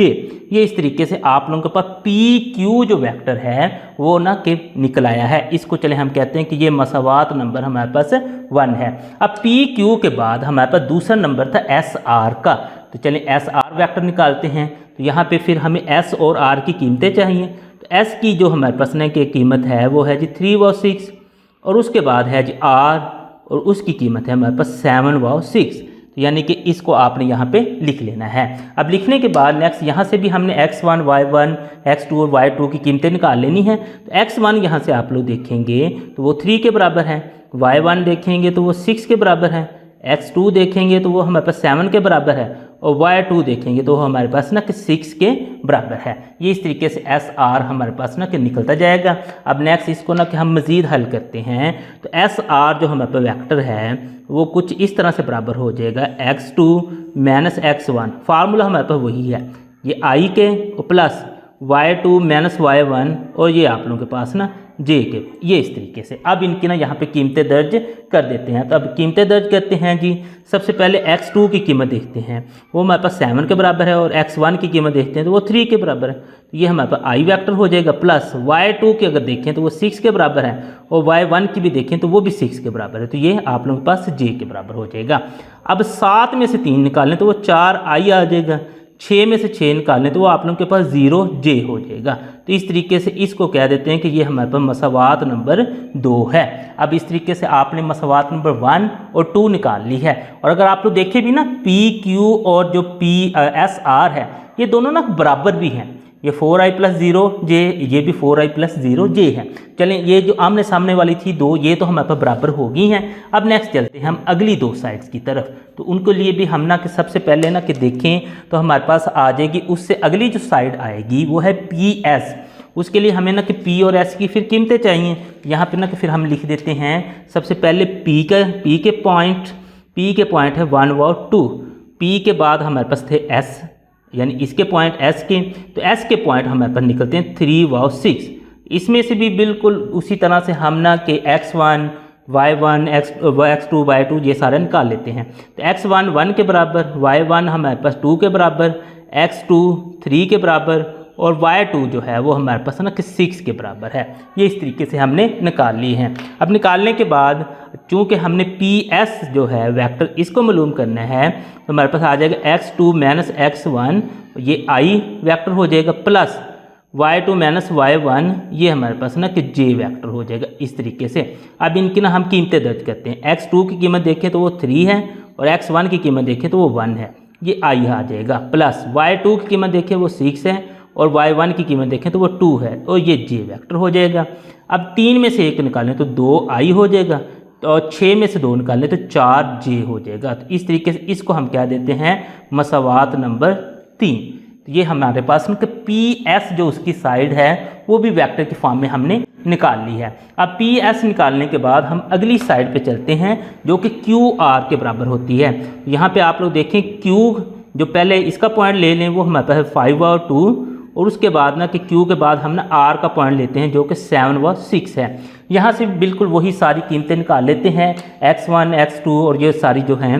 तो यहाँ पे अगर आप लोग देखें, चलें यहाँ पे निकालते हैं। X1 की अगर आप लोग देखें 5 के बराबर है, Y1 की अगर देखें तो वो 2 के बराबर है, X2 की देखें तो वो 7 के बराबर है और Y2 की कीमत देखें तो वो 6 के बराबर है। तो इस तरीके से कीमतें निकाल ली। अब चूँकि हमने QR वेक्टर मालूम करना है तो इसका हम फार्मूला लिख देते हैं, X2 - X1 और ये I के बराबर है, जमा आगे आ जाएगा Y2 - Y1, ये हमारे पास ना कि J वेक्टर के बराबर है। अब इनकी ना कीमतें दर्ज करते हैं। तो X2 की देखें तो वो हमारे पास 7 है और X1 की देखें तो वो 5 है, तो यानी कि ये हमारे पास I वेक्टर आ गया, प्लस Y2 की देखें तो वो हमारे पास 6 है और Y1 की देखें तो वो हमारे पास 2 है और ये हमारे पास ना कि J वेक्टर है। अब 7 में से 5 निकालें तो हमारे पास 2I आ जाएगा, 6 में से 2 निकालें तो हमारे पास 4J हो जाएगा। तो इस तरीके से ये हमारे पास वेक्टर आ गया। इसको हम ना कि मसावात नंबर 4 कह देते हैं। अब मसावात नंबर 1 और 2 जो थी वो हमारे पास ना कि साबित करती थी कि जो हमारे पास ना यहाँ पे ना कि फिर हम ना कि एक लिख देते हैं मसावात नंबर 1 2 3 और 4 से साबित होता है कि अच्छा, अब साबित हमारे पास क्या हो रहा है कि सबसे पहले तो ये साबित हो रहा है कि PQ जो है ना वो मतवाजी है, यानी कि PQ और SR जो हैं ये एक दूसरे के मतवाजी हैं, ये इस तरीके से। और दूसरा हमारे पास साबित हो रहा है कि PS जो है ये मतवाजी है आप लोगों के पास QR के। अगर ये सारे आपस में मतवाजी हैं तो लिहाजा जो फिर हमारे पास ये दी गई शक्ल है वो एक मतवाजी अज़ला है। यहाँ पे फिर ना कि आप लोग लिख देंगे, लिहाजा इससे ज़ाहिर होता है कि जो दिए गए नुकात हैं ना वो एक मतवाजी अज़ला बनाते हैं। मश्क नंबर 6.3 का अगर हम 8वां सवाल देखें, वो कहता है कि वेक्टर्स का इस्तेमाल करते हुए साबित कीजिए कि ये जो मसलस XYZ है ये एक मुतसाविल स्कैन मसलस है जहाँ पे ना नुकात X, Y और Z के मुहद्ददात बिल तरतीब दिए गए हैं। ये भी बिल्कुल ना कि छठे सवाल की तरह ही है कि आप लोगों के पास फॉर एग्जाम्पल कि एक मसलस है इस तरीके से, तो आपने ये साबित करना है कि इसकी कोई सी जो 2 साइड्स हैं वो बराबर हैं। अब चूँकि मसलस हमारे पास ना कि X, Y और Z इन 3 पॉइंट से बनेगी तो हमारे पास ना कि होगा हम एक्स जेड और वाई जेड इन तीन ना के वेक्टर्स को या इन तीन साइड्स को मालूम करेंगे और उनकी ना कि हमने ना के मकदारें या फिर अद्दी कीमतें मालूम करनी है। अगर दो की हमारे पास मकदारें या अद्दी कीमतें बराबर हो गई तो फिर हमारे पास ना कि ये एक मुतसाविल स्कैन मसलस होगी, अगर ना होगी तो ये फिर नहीं होगी। तो चलें हम ना कि फिर स्टार्ट करते हैं इसको सॉल्व करना। तो सबसे पहले हम ना के लिखते हैं कि दिए गए जो हमारे पास नुकात हैं ना वो हम ना लिख देते हैं। तो दिए गए जो नुकात हैं वो हमारे पास है जी सबसे पहले एक्स, ये हमारे पास है जी 0 व 0। उसके बाद है जी वाई हमारे पास है 2 व 0 यानी कि तरतीब में है। और उसके बाद जेड वो हमारे पास 1 व 3 है। तो ये हमारे पास ना इसके दिए गए नुकात हैं। अब इन नुकात को इस्तेमाल करते हुए यहाँ पे ना फिर और भी हम लिख देते हैं कि हमारे पास ना कि एक्स वाई जेड और एक्स जेड जो है यहाँ पे हम लिख देते हैं एक्स वाई और वाई जेड और जो एक्स जेड है ना ये इसकी ना कि साइड्स हैं, ये मसलन के मसलस की साइड्स हैं या मसलस के अजला हैं, ये हम ना यहाँ पे लिख देते हैं। अब इन्हीं को हमने ना कि मालूम करना है, यानी इन वेक्टर्स को हमने मालूम करना है और इन्हीं की ना कि हमने अद्दी कीमतें मालूम करनी है। अगर इनमें से किसी दो की अद्दी कीमतें बराबर हो गई तो ये मुतसाविल स्कैन मसलस होगी। तो चलें हम ना कि पहली से स्टार्ट हो जाते हैं एक्स वाई से। अब सब एक्स वाई का अगर मालूम करना है तो पहले एक्स की कीमत हम ना कि उसके पॉइंट्स लिख लें 0 व 0 और फिर y के पॉइंट्स लिख लें जो हमारे पास 2 व 0 हैं। अब जो कि इसका हमने वेक्टर मालूम करना है, अब अगर हमने वेक्टर मालूम करना है तो जारी सी बात है कि फिर हम ना के इसके सबसे पहले x1 y1 x2 y2 इसकी ना की कीमतें लेंगे। तो इसमें देखिए अगर x1 जो है वो 0 है, y1 भी हमारे पास 0 है, x2 देखेंगे तो वो हमारे पास ना कि 2 के बराबर है और y2 अगर देखेंगे तो वो 0 के बराबर है। ये इस तरीके से हमने पॉइंट्स लिख लिए। अब लिखने के बाद नेक्स्ट ना कि एक्स वाई जो वेक्टर है उसको हम ना कि मालूम कर लेते हैं। तो एक्स वाई जो फिर हमारे पास वेक्टर है उसका हम फार्मूला लिखते हैं जो कि बराबर होगा x2 - x1 और ये आई वेक्टर और उसके बाद है जी प्लस y2 - y1 और ये हमारे पास ना कि जे वेक्टर। इस तरीके से अब इनकी ना हम कीमतें पुट कर देते हैं। तो सबसे पहले अगर हम ना कि x2 की कीमत पुट करें तो वो हमारे पास है जी 2 के बराबर और x1 की कीमत पुट करें तो वो 0 है, ये हमारे पास आई आ जाएगा। और आगे देखेंगे तो जे में हमारे पास आ जाएगा y2 वो भी 0 है और y1 वो भी 0 है और ये हमारे पास ना कि जे में आ जाएंगे। अब नेक्स्ट इसको ना कि मज़ीद अगर हम हल करें तो 2 - 0 वो हमारे पास 2 आई आ जाएगा, 0 - 0 वो हमारे पास 0 ही रहेगा यानी 0 जे। अब इसकी हमने अद्दी कीमत मालूम करनी है। जब अद्दी कीमत मालूम करनी हो तो हमें x की कीमत भी चाहिए और y की भी। जो i के साथ अटैच है वो x है और जो j के साथ अटैच है वो हमारे पास y है। तो ये इस तरीके से हमने लिख लिया और इसकी अब हम ना कि अद्दी कीमत फिर मालूम कर लेते हैं। यानी ये जो एक्स वाई वेक्टर है इसकी अद्दी कीमत का जो फार्मूला होगा वो होगा x की 2 जमा y की 2। अब यहाँ पे इनकी ना की कीमतें दर्ज कर देते हैं। x की कीमत हमारे पास 2 है यानी 2 का मुरब्बा जमा y की कीमत 0 है यानी 0 का मुरब्बा। 2 का मुरब्बा हमारे पास 4 के बराबर हो जाएगा जमा 0, ये इस तरीके से आ जाएगा। अब इसे ना कि मज़ीद आगे हम हल करें तो ये हमारे पास कुछ इस तरह से बन जाएगा। एक्स वाई जो है इसकी जो अद्दी कीमत है वो 4 के जज़र के बराबर आ जाएगी और 4 का जज़र जो है वो हमारे पास 2 के बराबर होता है। इसे हम कहते हैं कि ये हमारे पास मसावात नंबर 1 है, क्योंकि एंड पे ना कि हमने तीनों जो साइड्स हैं ना कि इनको कंपेयर करना है। अगर कोई से दो साइड्स बराबर हुई तो ये हमारे पास मुतसाविल स्कैन मसलस होगी। अब दूसरे नंबर पर हमारे पास था वाई जेड, इसका मतलब वाई और जेड के जो पॉइंट्स हैं वो ले लेते हैं। वाई हमारे पास 2 व 0 है और जेड हमारे पास ना के 1 व 3 है। तो चलें इसमें से भी हम ना के x1 y1 उन सब की ना की कीमतें लेते हैं। तो यहाँ पे देखें ना x1 जो हमारे पास है जी 2 के बराबर, y1 जो है वो 0 के बराबर है, x2 जो है वो हमारे पास 1 के बराबर है और y2 जो है वो 3 के बराबर। इस तरीके से हमने लिख लिया। अब इसका ना कि हम वेक्टर मालूम कर लेते हैं। यानी y z जो वेक्टर है वो हमारे पास ना उसका फार्मूला बन जाएगा x2 - x1 i, उसके बाद है जी प्लस y2 - y1 j। ये इस तरीके से ये आपने लिख लेना। अब इनकी ना कीमतें दर्ज कर देते हैं। x2 की अगर आप लोग देखें कीमत वो 1 के बराबर है, x1 की कीमत देखें तो -2 के बराबर है, ये i हो जाएगा। प्लस y2 की कीमत देखें वो 3 के बराबर है और y1 की कीमत देखें वो 0 के बराबर और ये हमारे पास ना कि j हो जाएगा इस तरीके से। अब 1 - 2 है, कैलकुलेटर से अलामत के साथ इसका आंसर ले लेते हैं 1 - 2 का। यहाँ पर हम ना देखते हैं 1 - 2 जैसे इक्वल करेंगे तो -1 इसका आंसर आ जाएगा। यहाँ पे हम लिख लेते हैं जी -1i। यहाँ पे आप लोग लिख लें -1i, तो -1 तो लिखने की ज़रूरत नहीं, बस -i लिख लें। आगे है जी जमा 3 -0, तो वो 3j हो जाएगा। इस तरीके से आपने यहाँ पे लिख लेना है। अब लिखने के बाद नेक्स्ट जो आप लोगों का काम है वो ये है कि आप लोग ना इनकी अद्दी कीमत मालूम कर लें, यानी कि YZ जो है इसकी अद्दी कीमत मालूम कर लें। उसके लिए आपने क्या करना है कि x की कीमत चाहिए, तो x जो i के साथ अटैच है कुछ भी नहीं है तो -1 हो जाएगा, और y की कीमत जो j के साथ अटैच है वो हमारे पास 3 के बराबर है। तो चलें इनकी ना कि अद्दी कीमत वाला फार्मूला लिखें, x का मुरब्बा जमा y का मुरब्बा और सारे का जज़र। अब x जो है वो हमारे पास -1 के बराबर है, यानी -1 का मुरब्बा हो जाएगा। y जो है वो हमारे पास 3 के बराबर, यानी 3 का मुरब्बा हो जाएगा। -1 का मुरब्बा यानी कि माइनस तो हमारे पास ख़त्म हो जाएगी, 1 का मुरब्बा हमारे पास 1 के बराबर ही होता है, वो 3 का मुरब्बा हमारे पास 3 3 9 के बराबर होता है, यानी कि ये हमारे पास आ जाएगा 1 जमा 9 का जज़र। जब इसे हम ना कि मज़ीद हल करेंगे तो ये हमारे पास आ जाएगा जी 10 का जज़र। अब इसको ना हम देखते हैं कि 10 का जज़र हमारे पास ना कि शारिये में जाता है या कोई नंबर आता है, तो यहाँ पे हम ना कि देख लेते हैं। जज़र 10 करते हैं तो ये हमारे पास शारिये में जाता है, तो फिर हम ना कि इसको यहाँ पे छोड़ देंगे। इसे हम कह देते हैं कि मसावात नंबर 2। अब 1 जो थी वो 2 के बराबर थी, 2 हमारे पास 10 का जज़र। इसका मतलब है कि अभी तक तो हमारे पास ना कि ये दोनों साइड तो बराबर नहीं हुई, अब हमें ना कि तीसरी साइड भी मालूम करनी पड़ेगी जो कि हमारे पास बराबर है XZ के।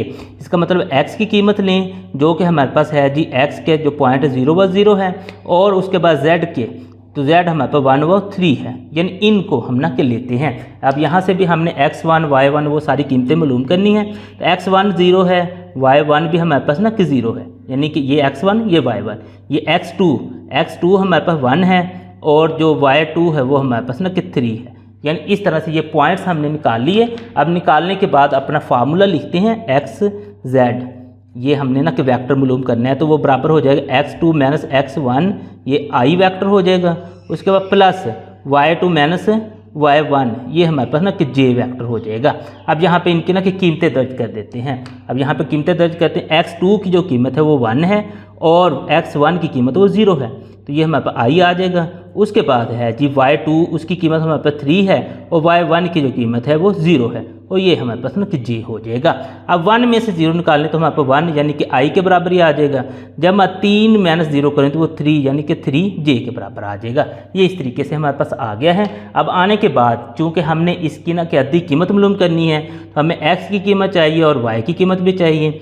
तो i के साथ जो अटैच है तो वो हमारे पास 1 है, तो वो 1 आ जाएगी। y के साथ जो अटैच है वो 3 है, तो इसकी कीमत हमारे पास ना कि 3 आ जाएगी।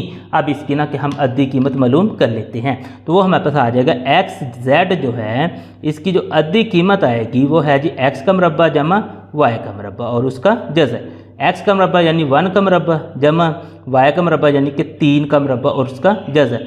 1 का मुरब्बा हमारे पास 1 के बराबर होता है, और 3 का मुरब्बा 3 3 9 के बराबर, यानी कि ये हमारे पास आ जाएगी 10 के जज़र के बराबर, और ये मसावात नंबर हमारे पास बनेगी जी 3। अब यहाँ से अगर आप लोग देखें मसावात नंबर जो 2 थी यानी YZ जो थी वो भी हमारे पास 10 के जज़र के बराबर थी, और जो XZ है ये भी हमारे पास 10 के जज़र के बराबर है।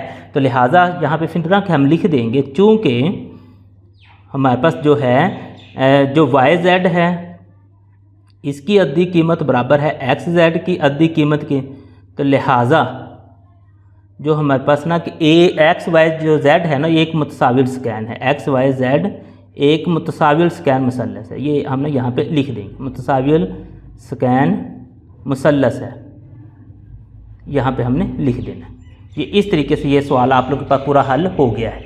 मश्क नंबर 6 शरियत 3 का अगर हम 9th सवाल देखें तो वो कहता है कि एक गेंद की इब्तदाई वेलोसिटी वेक्टर की फॉर्म में ये है, इसके साथ ना कि ये फेंका जाता है, उफ़क़ी जुज़ x सिमत में है और शकली इसरा ये है, सबसे ज़्यादा बुलंदी और उफ़क़ी हद मालूम करें। इसका मतलब ये है कि जो गेंद है ना उसको ना कि जैसे प्रोजेक्टाइल मोशन की फॉर्म में ना कि मसल कि इस तरह से फेंका गया। अब ज़ाहिर बात इस तरह से वो इस तरह से मूव करती करती फिर इधर ना कि वो नीचे तो आएगी ना।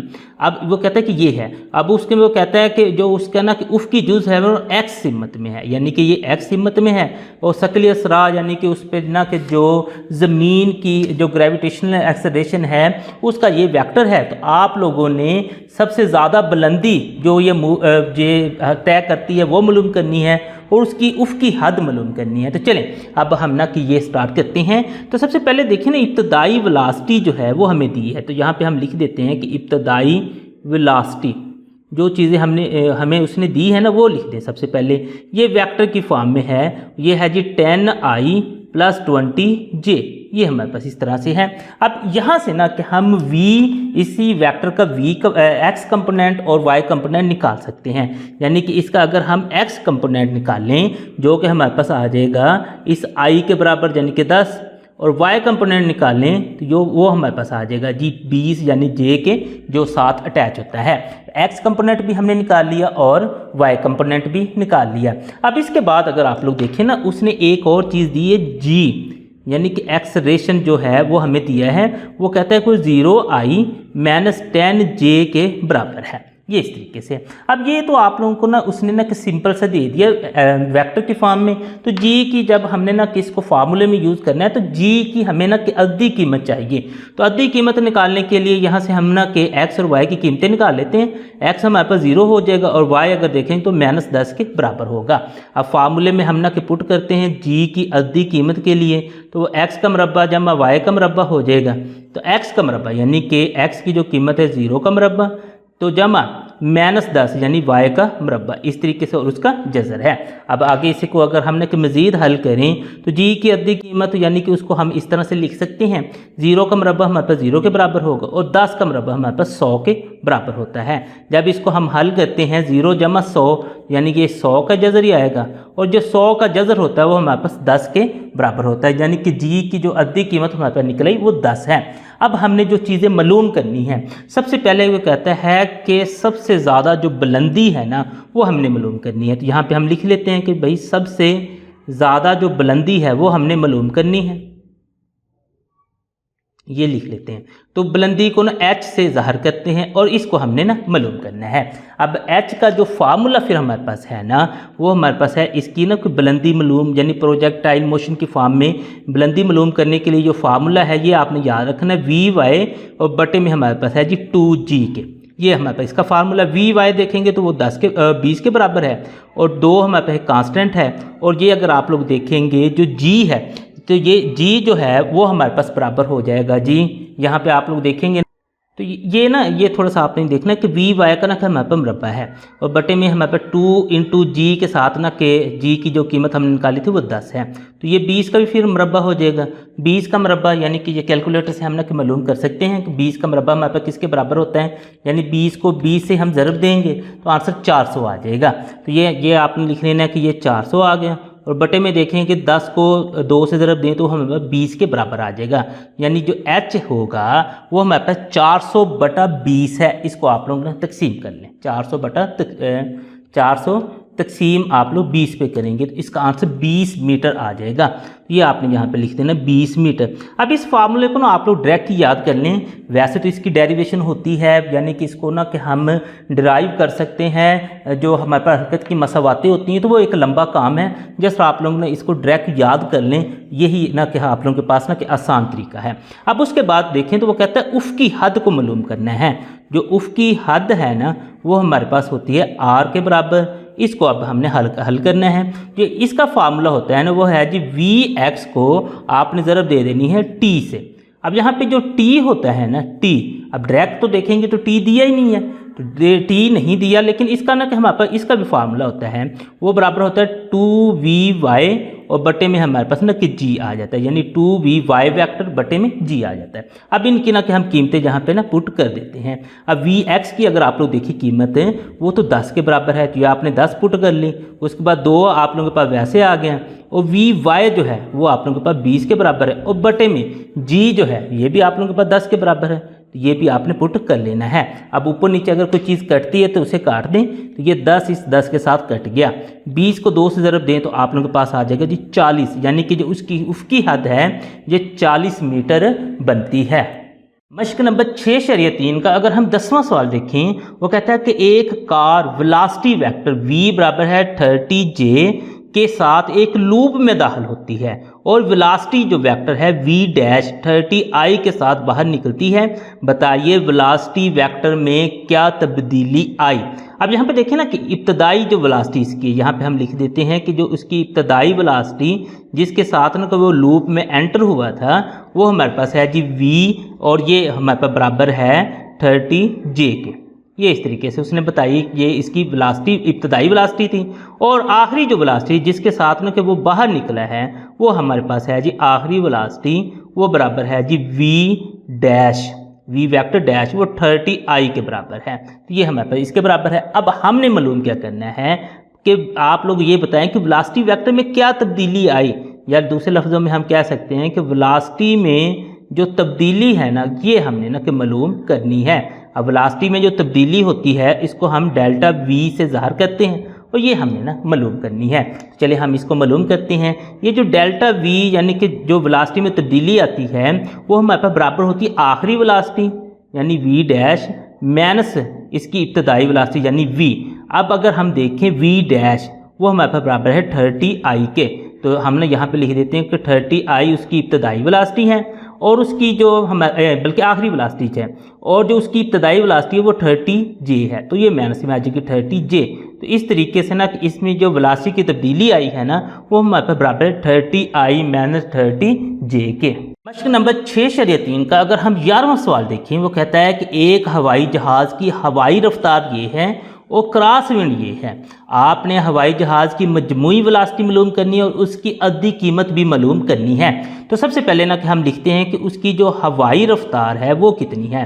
तो यहाँ पे ना कि हम लिख देते हैं कि उसकी हवाई रफ्तार जो कि vp के बराबर है वेक्टर में वो 20i है, और उसकी जो क्रॉस विंड है वो हम लिख लेते हैं क्रॉस विंड जो है वो उसकी ना कि vw वो बराबर है जी 50j के। ये इस तरीके से यानी कि हवाई रफ्तार और क्रॉस विंड दोनों को हमने यहाँ पे लिख दिया। अब लिखने के बाद हम देखते हैं वो कहता है कि मजमूई वेलोसिटी मालूम करें। अब मजमूई वेलोसिटी का मतलब ये है कि इन दोनों को आप लोग जमा कर दें। तो चलें इसकी ना कि फिर मजमूई वेलोसिटी यहाँ पे ना कि हम मालूम कर लेते हैं कि मजमूई वेलोसिटी हमारे पास ना कि किसके बराबर आएगी।